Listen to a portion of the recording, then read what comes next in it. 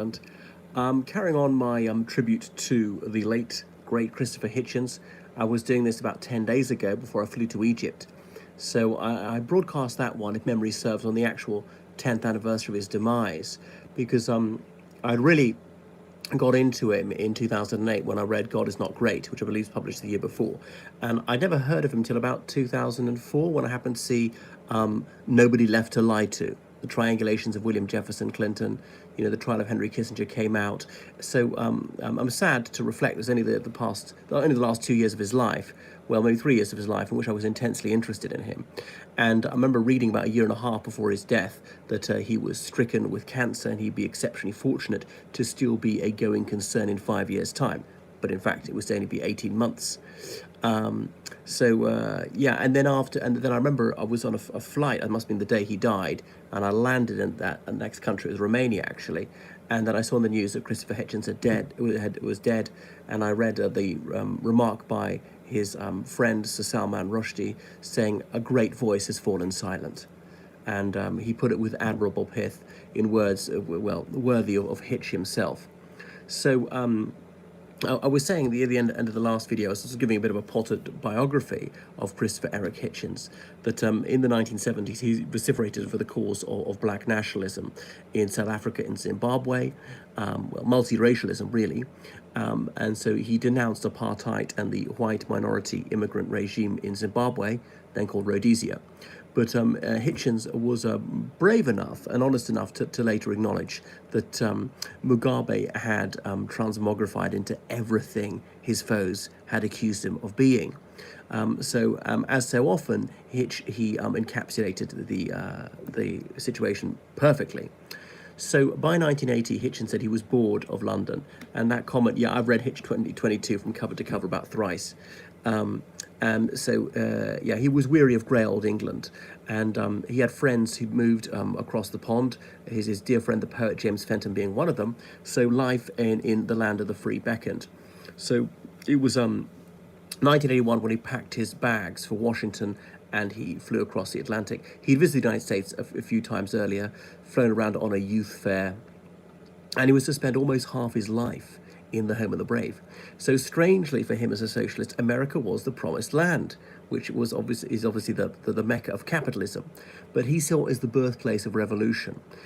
He was an anti-monarchist, he was an egalitarian, and it was the land of opportunity. He recognized there's an even wider gap between rich and poor than in the United Kingdom, but in the United States, at least people got to choose their head of state, that every citizen had the chance to be that head of state, and so on.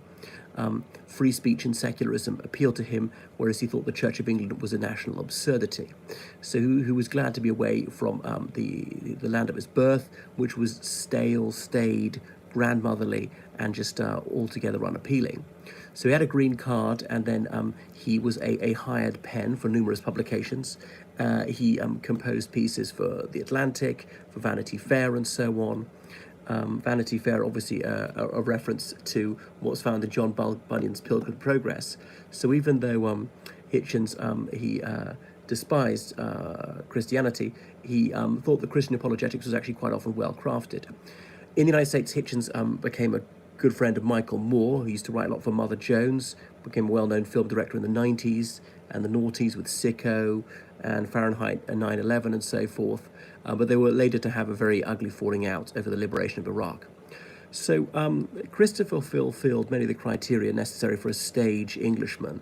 I don't think he played up the Englishry. But he had the pucker accent, the Oxonian education. There was a certain pomposity to him. He could be charm itself when he needed to turn it on. But on the other hand, he managed to look and sound as if he only just rolled out of bed, no matter what time of day or night it was. He was acerbic by nature.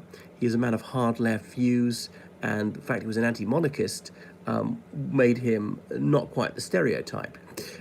His high-functioning alcoholism was, again, not a stereotype that Americans would expect to see in an upper-middle-class Englishman. So Thomas Paine was to be an icon for Hitch, someone who's more or less blazed a trail for him. And Christopher Hitchens later wrote a book on Paine, and Hitch desired to live to some purpose, as Paine had said of himself. And in that regard, Hitch succeeded many times over. So in his 30 years in the United States, he acquired some Americanisms, though his accent scarcely attenuated. He was very genuine. He wasn't going to force himself to have an accent that he didn't have, but necessarily there were a few accretions to his diction and to his spelling, his lexis and so forth. But in the USA, he also enjoyed a much higher salary than he would have had in the UK and a lower tax rate. So he treated himself a lot. He was a champagne socialist in the literal sense.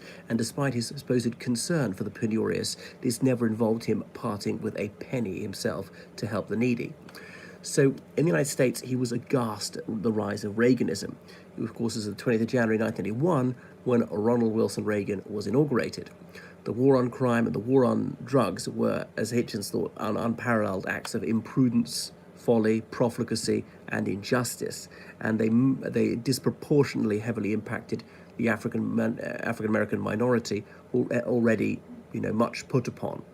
So Reagan's immoral and illegal support for the most rapacious plutocrats in America, in Central America, filled Hitch with righteous wrath, and it also made a mockery of America's claim to want to promote democracy, so often gratingly preaching its moral superiority and democracy, but doing everything to destroy democracy and replace it with autocracy and tyranny. So Hitch was staggered that Reagan could actively assist narco-terrorists in Colombia and Panama and so forth, whilst denouncing drug use as inherently evil. And yet Reagan got clean away with it, and still, the snake handlers, the Bible thumpers, and so on, they were ululating support for him, despite this flagrant hypocrisy. Then Reagan invaded Grenada, a small independent island nation in the Caribbean. The British government did not even warn the Grenadans, despite Grenada being ruled by Elizabeth II. So Hitch thought this underscored the wickedness of US policy, the cravenness of the British, the uselessness of the monarchy, and so on. And despite this flagrant act of illegal aggression, condemned by the United Nations General Assembly, the Organization of American States, the Caribbean Community, and so on, the United States got away with it scot-free. So in Washington, D.C., Hitchens, he befriended Sidney Blumenthal. He was a journalist, was an active Democrat. Hitchens was a socialist, but he thought the Democrats were not quite as bad as the Republicans. Years later, they had falling out when Hitchens revealed remarks that Blumenthal had allegedly said in private conversation, because Blumenthal was working for President Clinton in the 90s. The Clinton administration sought to besmirch the reputation of a certain Monica Lewinsky, with whom the president had been having an extramarital sexual relationship. What Blumenthal had said in private to Hitchens totally contradicted his public pronouncements on La Lewinsky. But anyway, I digress. So by the 80s, Hitchens, he identified with the UK Labour Party again. And there were many Trotskyites in the party, which caused it no end of ructions. So Hitch lamented that Mrs. Thatcher, then Prime Minister, was letting the United States use the UK as an aircraft carrier. It was as though George Orwell's dystopian novel 1984 was coming true. The UK was no more than Airstrip 1. It was really just an adjunct to the United States of this new country, Oceania. So in 1982, the Argentine junta invaded the Falklands. That was a British crown dependency in the South Atlantic. So leftists in the UK mostly said that the Argentines were welcome to it. They thought that colonialism was long over, was morally bankrupt, and said that Britain should not engage in another colonial farce. But Hitchens was almost alone in rejecting this analysis. He wanted the island to be safe for democracy. He believed that defeating Argentina would do that country a favor, the military dictatorship would fall, freedom would be restored. And so he was a lonely voice on the left, and also prophetic. And by a curious irony, his father, Eric, was one of the few Tories who was dead against the liberation of the Falklands. Anyway, so Princess Diana was a secular saint of the 1980s, and of course she got married to Prince Charles the year that Hitchens left the UK. So Hitchens knew that she was decent to aid victims, including one of his friends who died of it. However, Hitchens, he still thought that monarchy was anachronistic and harmful, and he published a book against it, calling it Britain's favourite fetish.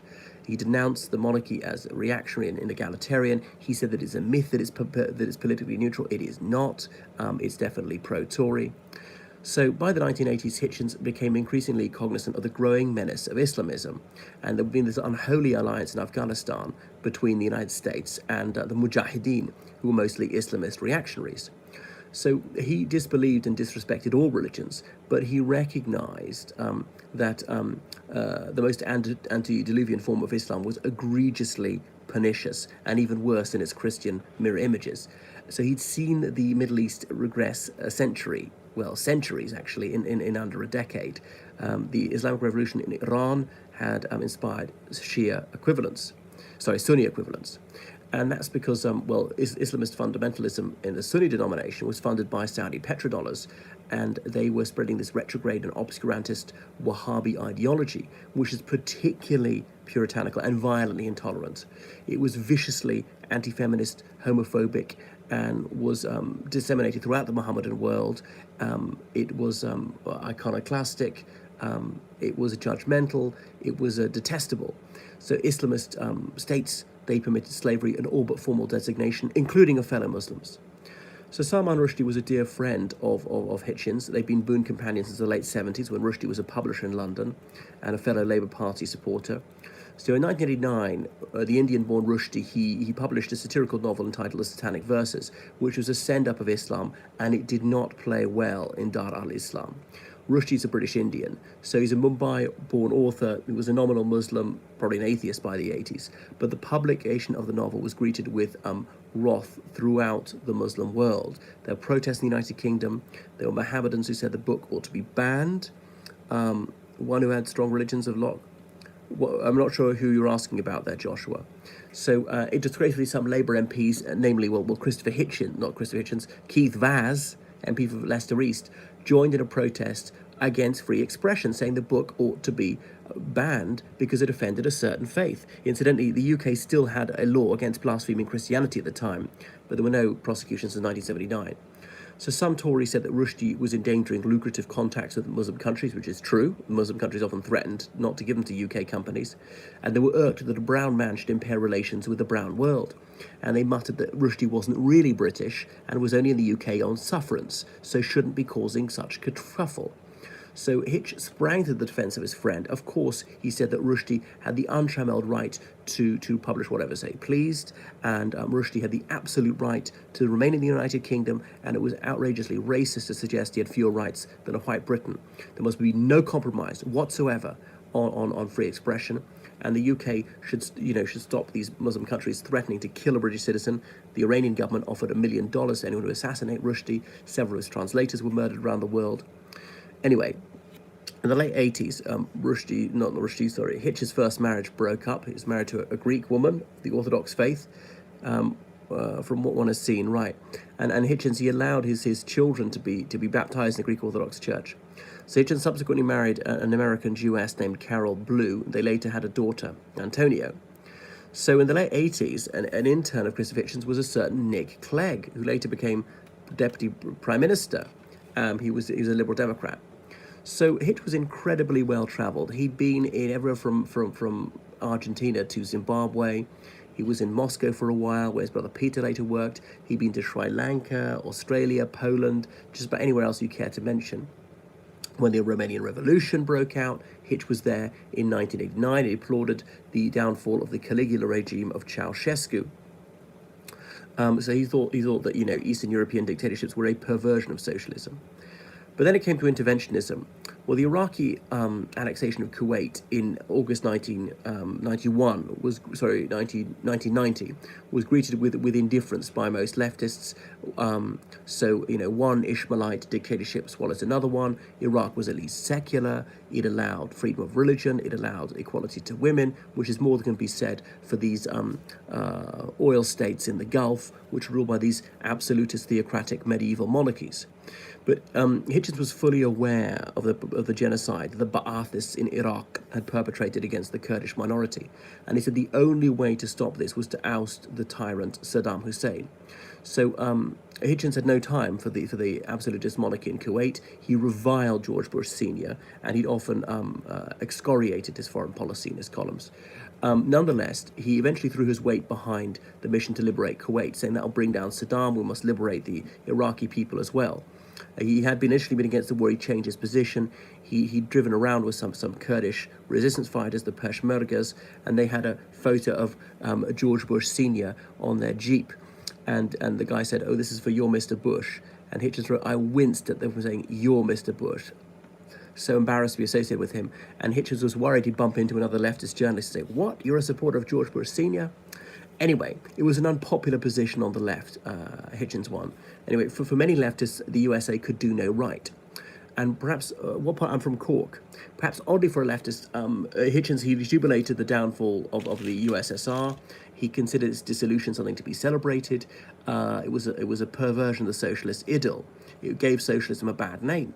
He believed in multi-party democracy. He felt odium for autocracy in any guise. And further, he said that the end of the Cold War was a blessed relief because the world had been living under the shadow of a mushroom cloud.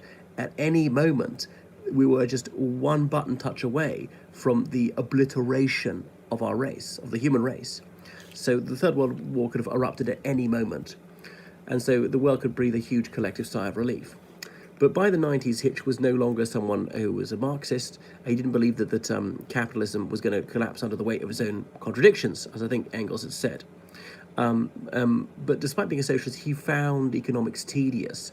He was an acquisitive capitalist in his own way, and he certainly liked the finer things in life. He didn't stint in treating himself, and in that wise, he was totally hypocritical, as compassion for the impecunious never extended to giving them a groat. And in 1992, he took a grave dislike to Clinton and his wife, Hillary Rodham Clinton. It was a loathing that never left Hitch. As C. Hitchens elucidated, his detestation of the gruesome twosome was not political. He didn't find their political opinions objectionable. What got his goat was their insincerity and their posturing. And here were two people who'd do anything to grub in the gut of the votes. And when Clinton was governor of Arkansas, he notoriously broke off his campaign for the presidential nomination, and he flew home to sign a death warrant for a mentally subnormal black man called Ricky Ray Rector. There was no reason for Clinton to fly home to his home state to do this. He could have signed the order and had it sent, but he wanted to make a big show of it to maximize publicity. He reasoned that mercilessness would play well with the electorate, and in that calculation was surely correct. He would not allow himself to be outflanked on the right when it came to crime. That's what done for Michael Dukakis in 1988 when he said he wouldn't support the execution even of a man who'd raped and murdered his wife. Anyway, Ricky Ray Rector was duly executed despite having the mind of a toddler. Anyway, the suspicion that Bill Clinton was a rapist never left C. Hitchens, and his horror at the immorality of the Clintons lost Hitch many friends on the left. People would ask him, would he prefer Dan Quayle as president? I mean, Dan Quayle was the notoriously dim-witted vice president under George Bush Sr., the man who couldn't spell potato. That's Quayle couldn't spell it. Later on, Hitch was to skewer Clintons, was a book about them, and he rejected as false the notion that Republicans were bad. Because Republicans were bad, it is wrong to tell the truth about Clinton. But it is true that if you are frank about Clinton and you slam him as hard as you can, that is going to redound to the advantage of the Republicans. I mean, there are only two possible parties that are going to win. Although I know at that time, that Texan billionaire, what was his name, Ross Perot, did quite well in 92. So Hitch was not universally liked amongst the Washington press corps. He was an interloper. He was British and didn't go down well in all circles. Some journalists in DC called him Christopher Snitchins, thought that he'd revealed confidences. There was a piece on him published entitled Brit Twit. Anyway, despite his fascination with the United States, there was much about the country that he despised. The war on drugs, as I say, he thought that was asinine and cruel. He abominated the religious right. He was a socialist, but less and less voluble about that as time went on. In the 1990s, he visited the former Yugoslavia on assignment, and he spoke up for the cause of the Bosniaks. He thought religion was at the root of the conflict, and he set his face against Russia's pro-Serb policy, which was again to do with Christian Orthodox solidarity. So Hitch believed that the West should intervene to save Sarajevo, and that was a very unfashionable view at the time. Most Western countries really didn't want to be dragged into the mire. He was irate that the United States and the UK refused to intervene fully. And it was over the Yugoslav issue that Hitch fell out with Noam Chomsky, that well-known leftist linguist who used to lecture at MIT. Up until that, he'd applauded many of Chomsky's musings, especially when Chomsky had written so contumaciously about the Reagan administration. So Hitch was glad that the USSR had fallen, but was slightly worried that the Orthodox Church was coming back to its privileged position of censor, filling that vacuum, the need for an ideology, because there was something in the Russian psyche needing some sort of authority. So he thought that the Orthodox Church was very sinister, And indeed, it's given its imprimatur to Putin's dictatorship. So anti-totalitarianism was really at the core of Hitchens' worldview, and it was to define the remainder of his life. He was to take on fascism, Stalinism. Both of these had been worsted by the late 1980s. He was questing for a new dragon to slay, and he was soon going to find one. Anyway, he described himself as a nicotine addict. He was contumelious of the Republican presidential candidate Bob Dole in 1996, denying the irrefutable fact that smoking is bad for you. Anyway, I remember in 1995, Hitch presented a documentary in which he took aim against someone whom the public opinion accorded far too much exaltation. His target was Mother Teresa, that woman who was born in Macedonia, ethnically Albanian, but a Christian. He sought to decanonize her before she even died, and he remarked that who else would have the bad taste to attempt such a task. His debunking of her saintly image was refreshing, and it was confrontational, like everything he did. He was forever combative, and he assumed the mantle of advocatus diabolus, and they really have one in the Vatican when they're considering canonizing someone. They don't want to canonize someone who then turns out to be an ogre, so you've got to have someone to put the case against. When the nun died, a correspondence was published showing that actually Hitch had been closer to the mark than anyone had imagined. The woman herself confessed to grave doubts about the faith. She encouraged Princess Diana to get divorced, despite that flying in the face of the Catholic dogma. And so, as Hitchens said, that Mother Teresa preached a very different gospel to the poor than she did to the rich. And he said that this woman was grossly immoral. She was against the one thing that was going to solve poverty, and that's contraception. People have more children than they can look after, and there's therefore untold suffering. And she didn't want to solve the problem. So his book about Hitchens' book about Mother Teresa was The Missionary Position. And he argued that her preachments actually increased suffering and agony.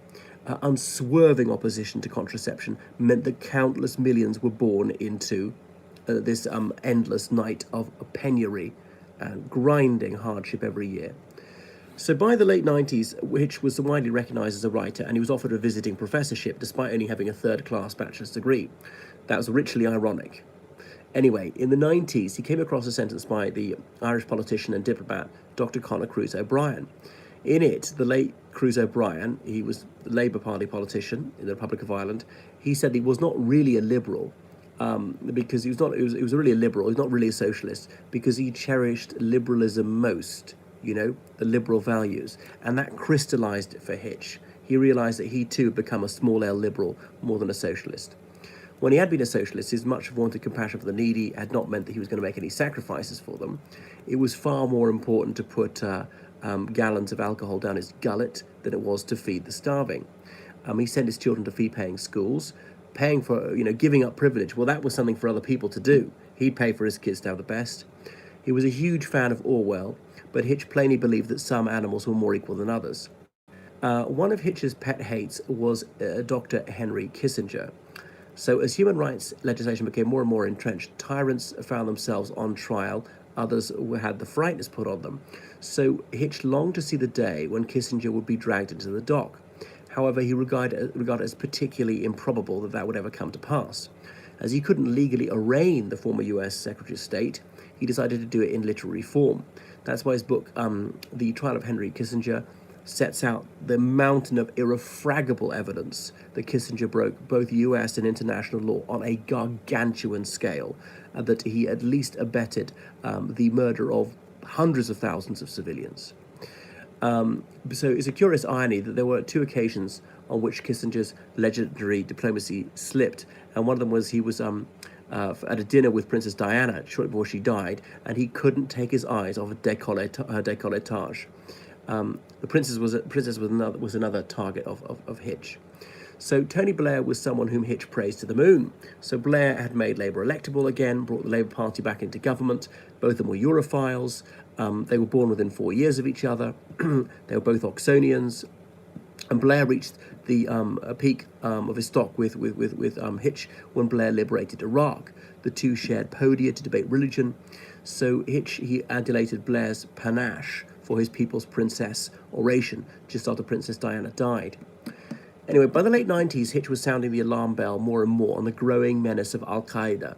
So people preferred to believe that they could ignore this problem, it's just going to go away. It was the era of Francis Fukuyama's The End of History, the idea everyone's going to embrace the American model. Well, he was dead wrong about that one. Later, he was to publish a retraction and an apology, Fukuyama. So Hitch called out Saudi Arabia for backing up so much Islam as terrorism, and he said that much of the US establishment was in denial about this, what their supposed ally was doing, and also America's relationship with Saudi Arabia was sordid, giving the way that Saudi Arabia was the root cause of so much evil in the world. So the war on terror, well, 9/11, that threw things into very sharp relief. As Hitchens said, suddenly, on one side there was everything he loved, and the other, everything he hated. So it was a straightforward battle between good and evil. Civilization was lined up against barbarism, and there could be no middle way. Well, Peter Hitchens still is alive. I've met him a few times. So the liberation of Afghanistan was fulsomely supported by Hitch. He travelled thither. It was uncomfortable for him to recognise that some of the Taliban had been Western allies in the 1980s. Nevertheless, he rejoiced in the death of Talibs. He said, daisy cutters can have a very pleasing effect. So odium is much underrated, as a Hitch said. It makes you get out of bed in the morning, gives you a bit of oomph if you've got a good hate. So his fine loathing of religious mania became his motive force. Well, the adage runs, you can take a man out of the far left, but you can't take the far left out of a man. So Hitchens had never abandoned Trotskyism's objectives. Well, he had abandoned the objectives. What do you and Peter talk about? Do you agree with him that no, I don't agree it's a dead country. Well, I can't go into that. Loads of things. He had abandoned Trotskyite objectives, but he hadn't abandoned it attitudinally. He was still an iconoclast. He seemed to believe in their maxim, the worse the better, the more wars the better. He relished confrontation. It was spoiling for a fight. As he said, he was always looking for trouble. His worldview was sometimes Manichaean. He lauded America's righteous war for democracy, but he then turned Nelson's eye to America's collusion with tyrannies from Saudi Arabia to Uzbekistan in pursuit of al-Qaeda. And the trouble is, what if your democracy in Afghanistan elects the Taliban, as is likely? So American right-wingers embraced Hitchens with fervour, and it was rare to see a writer of such stature advocate for the war on terror with such fervour. Writers tend to be leftists. So the axis of evil, as identified by George W. Bush, was loathed by Hitch. The regimes of Iraq, Iran, and North Korea were some of the worst in the world. So Hitch wanted to emancipate their long-suffering peoples. He visited all three of these countries. He denounced North Korea for having Kim Il-sung as its eternal president. Edited the chapter that was the chapter before it were best chapters in Hitch 22. I don't understand the question. So he was showing off his Lexus about North Korea, saying, is it a thanatocracy or a mortocracy or whatever? But when it came to the liberation of Iraq in 2003, he was a perfervid vindicator of its liberation, and that was unfashionable on the left. His reasons for wanting to liberate it was simple: to end tyranny. He wanted the Kurds to be permanently free of the threat of genocide. Their homeland in Iraq might not always be a safe haven. The US may one day tire providing air cover. The Turks could invade. The only long-term solution was the ouster of the Ba'athists. So weapons of mass destruction did not concern Hitch overmuch. Many consider it to be a canal. He went to Iraq, he visited his Kurdish friends. Speaking up for their liberation lost him a lot of Western friends, such as Moore. Many leftists were aghast with him. How could an anti-imperialist support Western intervention in Babylon? So Iraq did not turn into a perfect democracy. Much went wrong under the American occupiers. Hitch blamed it on Ba'athist remnants, al-Qaeda, and the Iranians. So the USA waterboarded suspects. Hitch instantly condemned these abuses in Abu Ghraib. It didn't mean he equivocated in the war on terror. He underwent waterboarding of his own free will to see what it was. He wrote a piece about it saying, I guarantee you it is torture. But he held to his view that the liberation was still justified. Is it true that Hitchens turned away from socialism? Well, he did turn away from socialism, yes, I just said. Was it over the Iraq? I suppose he just felt that economically it didn't work. It had its day. The world had moved on. So he held to the view that liberating Iraq was amply justified and had produced a better Iraq. He maintained that view of the pertinacity, which bordered on closed-mindedness. So he endorsed George W. Bush for re-election in 2004. He said it was a single-issue voter on civilization. So he got his way. He said that Bush was right on the central thing, even though it's wrong on most domestic policy, that al-Qaeda must be annihilated. They mean us harm. So one of the most moving pieces that Hitch ever penned was about meeting the family of a young American who joined the US Army because he was inspired by Hitch's opinion pieces on Iraq.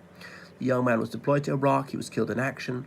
Hitch's work meant so much to the deceased that the dead soldier's family invited the writer to be there with them when they scattered his ashes. He was in the unenviable position of W.B. Yeats, who once composed a poem saying, "Did something I wrote send out men whom the English shot?" So, Hitchens had possibly sent this young man to his doom. After a quarter century in the United States, Hitch became an American citizen, so he didn't rush into it. He was sworn in on his birthday by the head of Homeland Security on the steps of the Lincoln Memorial.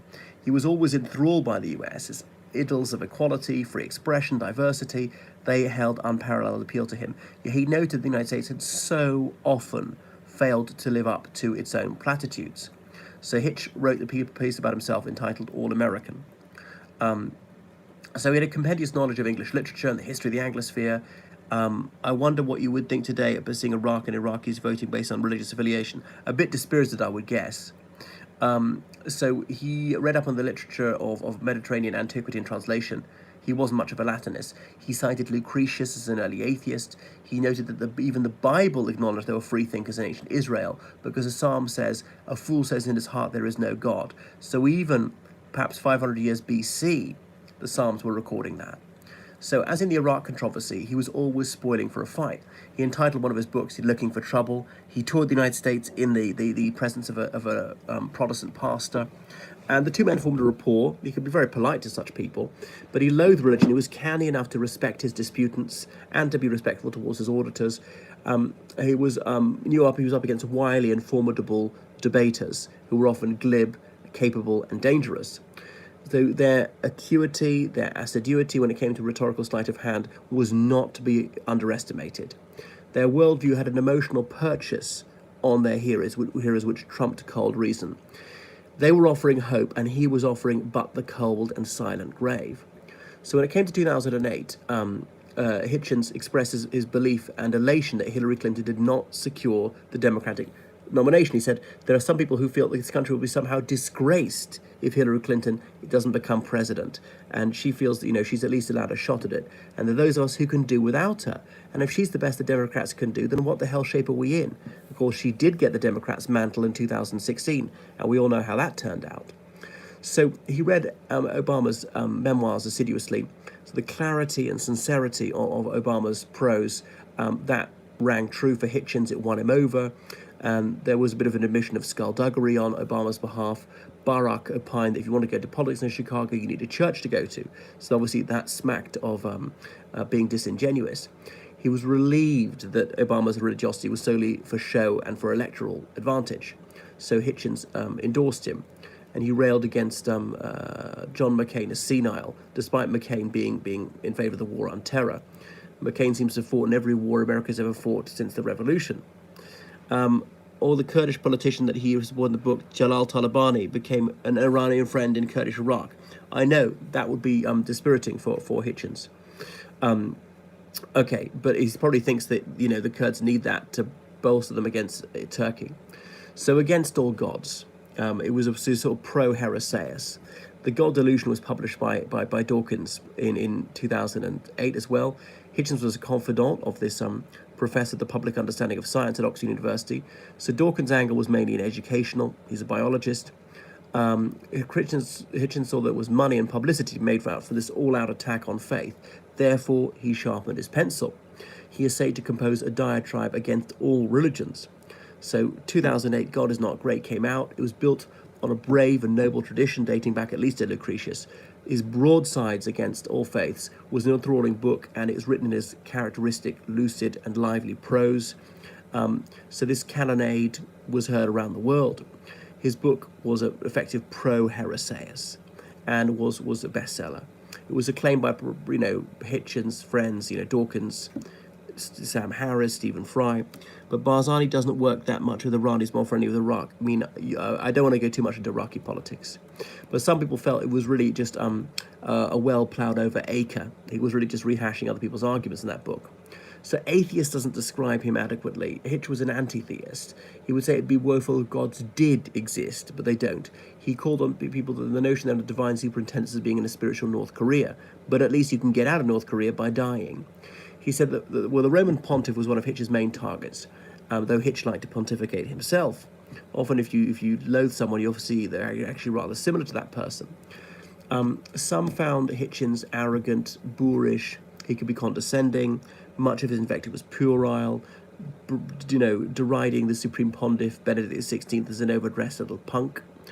Anyway, by the noughties, Hitch was a regular on US chat shows. He was thought-provoking in an aggressive style. It made him a fabulous guest. He's very watchable. He took no prisoners. He refused to accord respect to Jerry Falwell, whom he accused of charlatanry. Anyway, so Falwell died, and Hitchens denounced him as a Chaucerian fraud and described the man's carcass as being found on the bedroom floor. So he used words that were calculated to cause a maximum offence and show his insensitivity. He refused to record this respect to Falwell, anything but mindless good taste for Hitchens. When it came to debates with people of faith, Hitchens did not suffer fools gladly. Religious bigotry was greeted with a fusillade from Hitchens.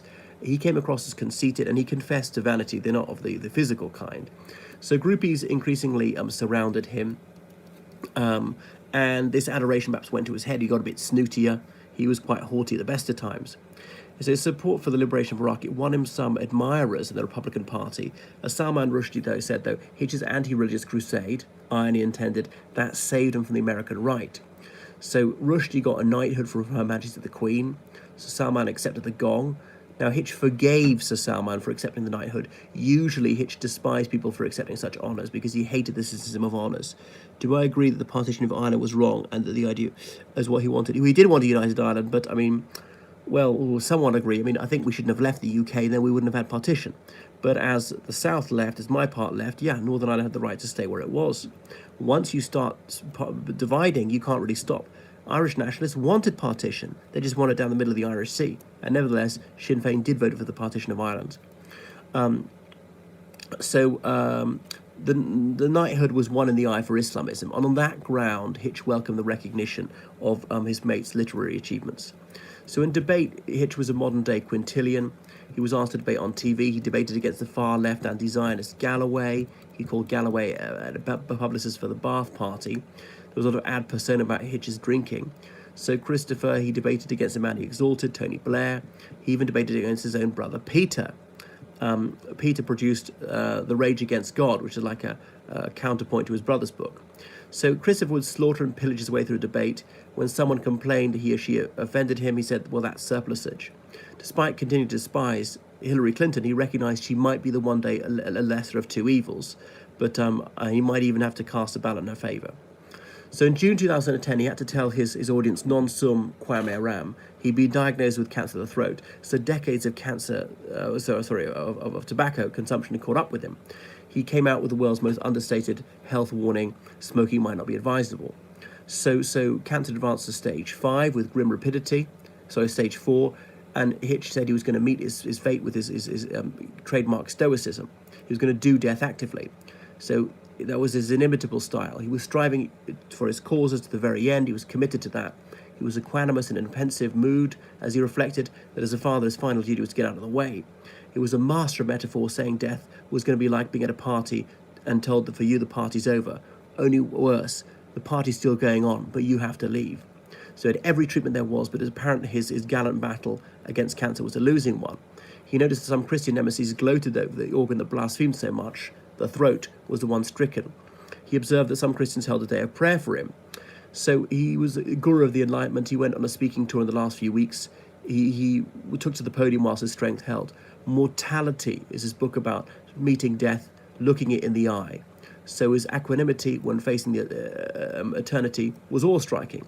His cognizance that his dissolution was imminent did nothing to diminish his contumely or asperity towards the parties of God.